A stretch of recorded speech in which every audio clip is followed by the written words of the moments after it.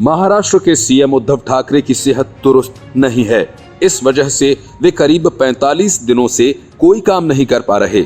ऐसे में उनके सीएम पद से इस्तीफा देने की बात सामने आ रही है। बीजेपी के प्रदेश अध्यक्ष चंद्रकांत पाटिल ने कहा कि बीमारी की वजह से उद्धव ठाकरे अगर सीएम पद छोड़ देते हैं तो फिर वे पत्नी रश्मि ठाकरे या बेटे आदित्य ठाकरे को मुख्यमंत्री बना सकते हैं। चंद्रकांत पाटिल ने कहा कि खराब सेहत की वजह से 45 दिनों से भी ज्यादा समय से सीएम गायब हैं। ऐसे में उन्हें अपने पद का चार्ज किसी और को सौंपना चाहिए। बीजेपी प्रदेश अध्यक्ष ने कहा कि उद्धव ठाकरे को खराब सेहत की वजह से अपना चार्ज किसी और को दे देना चाहिए। इसको लेकर जिद नहीं करनी चाहिए। उन्होंने कहा कि प्रशासन बिना मुख्यमंत्री के नहीं चल सकता, हर काम के लिए सीएम ही चाहिए। ऐसे में ये किसी और को चार्ज दे देना चाहिए। पाटिल ने कहा कि सबसे अच्छी चॉइस वही है, आदित्य ठाकरे को मुख्यमंत्री बनाया जा सकता है। उन्होंने कहा कि अगर उद्धव ठाकरे को एनसीपी पर विश्वास नहीं तो आदित्य ठाकरे को ही सीएम का चार्ज सौंप दें। हमें ऐसा लगता है उद्धव ठाकरे की जगह रश्मि ठाकरे या आदित्य ठाकरे को मुख्यमंत्री बनाने के चंद्रकांत पाटिल के बयान पर एनसीपी सांसद फौजिया खान ने कहा कि चंद्रकांत पाटिल को अपनी हद में रहना चाहिए। उन्होंने आगे कहा कि आखिर वह कैसे तय कर सकते हैं कि सीएम कौन बनेगा या कौन नहीं, ये उनकी विशफुल थिंकिंग होगी। चंद्रकांत पाटिल के बयान पर केंद्रीय मंत्री रामदास अठावले ने बात को आगे बढ़ाते हुए यहां तक कह दिया कि अगर उद्धव जी की तबीयत ठीक नहीं है और मुख्यमंत्री किसी और को बनाना है तो देवेंद्र फडणवीस को बना लें।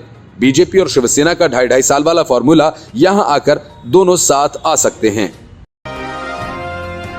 समाजवादी पार्टी के नेताओं से जुड़े ठिकानों पर इनकम टैक्स विभाग ने जब छापा मारा था तब अखिलेश यादव ने बड़ी उछल कूद मचाई थी और कई आरोप लगाए थे।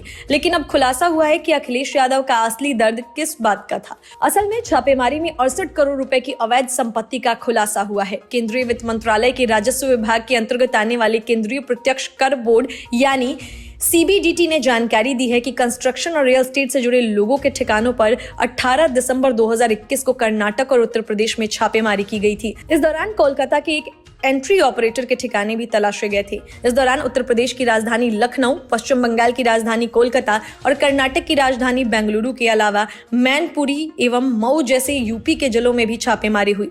राष्ट्रीय राजधानी क्षेत्र के कुछ ठिकानों पर भी आईटी रेड पड़ी। इस दौरान बड़ी संख्या में डिजिटल और हार्ड कॉपी दस्तावेज बरामद किए गए जो सबूत के रूप में कार्य करेंगे। डेटा के विश्लेषण से पता चला है कि ये लोग अपने कारोबार के जरिए करोड़ों रुपए के फर्जी खर्चे दिखा रहे थे। बैंक बिल बुक्स, हस्ताक्षर किए गए चेक बुक्स, स्टैम्प्स और बोगस सप्लाईज को जब्त किया गया है। एक मामले में तो कंपनी के निदेशकों की 86 करोड़ रुपए की गुप्त आय का पता चला। उनमें से एक व्यक्ति ने अपनी 68 करोड़ रुपए की गुप्त आय की बात कबूल की और साथ ही इस पर टैक्स देने की भी पेशकश की। कंपनी का टर्नओवर पिछले कुछ सालों में कैसे 150 करोड़ रुपए चला गया इसके बारे में वो कुछ नहीं बता सके। आय और निवेश को छिपाने के लिए कई अन्य फर्जी कंपनियों का इस्तेमाल किया गया। ऐसे ही एक 12 करोड़ रुपयों के निवेश का पता चला जिसके बारे में ये लोग कुछ नहीं बता सके। एक अन्य फर्जी कंपनी में 11 करोड़ के निवेश और 3 से 5 करोड़ रुपए की बेनामी संपत्ति का भी पता चला। कोलकाता का एंट्री ऑपरेटर इन सबको छिपाने में इन लोगों की मदद कर रहा था। इसके लिए उसने 408 करोड़ रुपए के बोगस शेयर कैपिटल और 154 करोड़ रुपए का लोन इन फर्जी कंपनियों के जरिए सिक्योर करा लिया। हवाला लेन देन से जुड़े कई दस्तावेज भी जब्त किए गए। बेंगलुरु के ट्रस्ट में 80 लाख रुपए के ऐसे लेन देन का पता चला है जिसे डोनेशन के नाम पर नॉन ट्रस्ट संस्थाओं को भेजा गया। ये संस्थाएं हैं मरकजु सकाफती सुन्निया ट्रस्ट और मरकज नॉलेज सिटी। अरब मुल्कों से जुड़ी केरल की इन संस्थाओं को व्यक्तिगत हित के लिए रुपए भेजे गए। ट्रस्टियों की 4 से 8 करोड़ रुपए की आमदनी और 10 करोड़ रुपयों के कैश का भी पता चला। विदेशी मुद्रा प्रबंधन अधिनियम के तहत भी जांच की जा रही है। छापेमारी में मैनपुरी के मनोज यादव और लखनऊ के जैनेंद्र यादव जैसे सपा नेताओं के ठिकाने भी तलाशे गए थे। हालांकि अखिलेश यादव इसे सरकारी एजेंसियों का दुरुपयोग बता रहे हैं। मुख्यमंत्री योगी आदित्यनाथ ने इसकी चोर की दाढ़ी में तिनका से तुलना की। बेंगलुरु में सपा के राष्ट्रीय सचिव सह प्रवक्ता राजीव राय का मेडिकल कॉलेज है और वहां उनके मऊ स्थित आवास पर आयकर विभाग की छापेमारी को उन्होंने राजनीति से प्रेरित करार दिया था। Bureau report, news of India. Uttarakhand में कांग्रेस खंड खंड हो गई है, लेकिन अगले साल होने वाले विधानसभा चुनाव से पहले राज्य के पूर्व सीएम हरीश रावत ने अपने हाथ खड़े कर दिए हैं। हरीश रावत ने पार्टी के खिलाफ मोर्चा खोलते हुए ताबड़तोड़ कई ट्वीट किए। हरीश रावत ने अपने ट्वीट में लिखा है ना अजीब सी बात, चुनाव रूपी समुद्र को तैरना है। सहयोग के लिए संगठन का ढांचा अधिकांश स्थानों पर सहयोग का हाथ बढ़ाने के बजाय या तो मुंह फेर कर खड़ा हो जा रहा है या नकारात्मक भूमिका निभा रहा है। जिस समुद्र में तैरना है, हरीश रावत ने लिखा कि जिनके आदेश पर तैरना है उनके नुमाइंदे मेरे हाथ पांव बांध रहे हैं। मन में बहुत बार विचार आ रहा है कि हरीश रावत अब बहुत हो गया, बहुत तैर लिए, अब विश्राम का समय है। इसके मतलब साफ है कि गांधी वाड्रा की सियासत से हरीश रावत बेहद परेशान हो गए हैं और उन्हें लगने लगा है कि पार्टी उन्हें किनारे लगाना चाहती है। यही वजह है कि हरीश रावत ने दूसरा ट्वीट किया और लिखा कि फिर चुपके से मन के कोने से आवाज उठ रही है, न दैन्यम न पलायनम, बड़ी उपापोह की स्थिति में हूँ। नया वर्ष शायद रास्ता दिखा दे। मुझे विश्वास है कि भगवान केदारनाथ जी इस स्थिति में मेरा मार्गदर्शन करेंगे। हरीश रावत ने कहा कि सत्ता ने वहां कई मगरमच्छ छोड़ रखे हैं, जिनके आदेश पर तैरना है उनके नुमाइंदे मेरे हाथ पांव बांध रहे हैं। मन में बहुत बार विचार आ रहा है कि हरीश रावत अब बहुत हो गया, बहुत तैर लिए, अब विश्राम का समय है। हरीश रावत के इस ट्वीट के बाद खलबली मच गई। कुछ बड़े नेताओं से मीडिया ने बात की तो उन्होंने कहा कि हरीश रावत के ट्वीट किस संदर्भ में है ये वे लोग नहीं जानते। Bureau report, news of India. Congress से इस्तीफा देने और अपनी पार्टी बनाने के बाद कैप्टन अमरिंदर सिंह ने अपनी पहली ही रैली में कांग्रेस को कड़े तेवर दिखाए और साफ कहा कि सिर्फ 10 दिन बचे हैं सिद्धू चन्नी सरकार के। उन्होंने सिद्धू चन्नी को चुनौती देते हुए कहा कि हुकूमत क्या होती है ये मैं उन्हें बताऊंगा। कैप्टन ने कहा कि कुछ कांग्रेसी विधायक सत्ता के चलते धक्केशाही कर रहे हैं, लेकिन हुकूमत क्या होती है मैं उन्हें बताऊंगा। उनके करीबियों को तंग करने वाले एक एक आदमी से वह बदला लेंगे। कैप्टन ने कहा कि नई सरकार ने उनके साथ भी धक्केशाही की है। जिस दिन 18 सितंबर को उन्होंने सीएम के पद से इस्तीफा दिया, उसी दिन रात को उनके क्षेत्र पटियाला में डेयरी प्रोजेक्ट को बाहर शिफ्ट करने पर रोक लगा दी गई। कैप्टन ने डिप्टी सीएम सुखजिंदर रंधावा पर जमकर हमले किए। कैप्टन ने कहा कि पंजाब में 600 किलोमीटर बॉर्डर पाकिस्तान से सटा हुआ है। सीमा पार से ड्रोन्स के जरिए बड़ी संख्या में हथियार और नशा आ रहा है। रंधावा को ये ड्रोन नहीं दिखाई देते। असल में ड्रोन बरामदगी की सच्चाई वह लोगों से छिपा रहे हैं जो पंजाब और देश की सुरक्षा के लिए बड़ा खतरा है।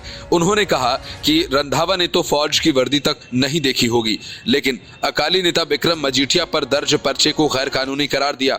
उन्होंने कहा कि इस ड्रग्स केस से जुड़ी हर चीज का उन्हें पता है, इसमें कोई सबूत नहीं है। कांग्रेस सरकार सिर्फ दुश्मनी निकाल रही है। इस देश में कानून है और उसी के आधार पर काम होना चाहिए। उन्होंने कहा कि अगर मजीठिया को वो पकड़ भी लेते हैं तो अगले ही दिन जमानत हो जाएगी। पूरा मामला अभी हाई कोर्ट में सील बंद पड़ा है। कैप्टन अमरिंदर सिंह ने श्री दरबार साहिब और कपूरथला के निजामपुर मोड़ गुरुद्वारा साहिब में बेअदबी को गलत करार दिया, लेकिन उन्होंने आरोपियों की मॉब लिंचिंग को भी गैर कानूनी करार दिया। उन्होंने कहा कि देश कानून के हिसाब से चलता है। Bureau report, news of India. Captain Amarinder Singh सियासत के बड़े शिकारी हैं। फिलहाल उनके निशाने पर नवजोत सिंह सिद्धू हैं, जिनका शिकार वे करना चाहते हैं। सिद्धू को पंजाब के लिए बड़ा खतरा और उनके पंजाब मॉडल को तबाही का मॉडल मानने वाले कैप्टन अमरिंदर सिंह ने आखिर वह हथियार खोज लिया जिससे अमृतसर में वे नवजोत सिंह सिद्धू का शिकार करेंगे। चुनावी मैदान में नवजोत सिंह सिद्धू को टक्कर देने के लिए पंजाब लोक कांग्रेस किसी महिला उम्मीदवार को टिकट दे सकती है। पंजाब लोक कांग्रेस ने पंजाब जेल बोर्ड की अध्यक्ष रजवंत कौर पिंकी को जिला अध्यक्ष नियुक्त किया है। कैप्टन अमरिंदर सिंह ने अमृतसर पर पूरा फोकस कर रखा है। रजवंत कौर पंजाब कांग्रेस के बड़े नेताओं में शामिल रही हैं। रजवंत कौर को कैप्टन अमरिंदर सिंह का करीबी भी माना जाता है और वह पंजाब महिला कांग्रेस की उपाध्यक्ष भी रह चुकी हैं। कैप्टन अमरिंदर सिंह की पंजाब लोक कांग्रेस ने अमृतसर के ऑफिस इंचार्ज के नाम का ऐलान भी कर दिया है। राजीव दुग्गल को पंजाब लोक कांग्रेस के अमृतसर ऑफिस की कमान दी गई है। इसके अलावा राजीव दुग्गल को पंजाब लोक कांग्रेस का उपाध्यक्ष नियुक्त किया गया। इतना ही नहीं, अमृतसर के अजय कपूर को पंजाब लोक कांग्रेस का महासचिव बनाया गया है।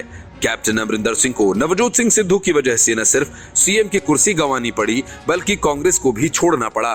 कैप्टन अमरिंदर सिंह ने दावा किया है कि वह नवजोत सिंह सिद्धू को विधानसभा चुनाव में किसी भी कीमत पर जीत हासिल नहीं करने देंगे। कैप्टन अमरिंदर सिंह 2017 में सिद्धू के कांग्रेस ज्वाइन करने के फैसले से भी खुश नहीं थे। अगले 4 सालों में दोनों नेताओं के बीच खटास और ज्यादा बढ़ गई है। जुलाई में गांधी परिवार ने अमरिंदर सिंह को अनदेखा करके पंजाब कांग्रेस की कमान नवजोत सिंह सिद्धू के हाथों में सौंप दी थी।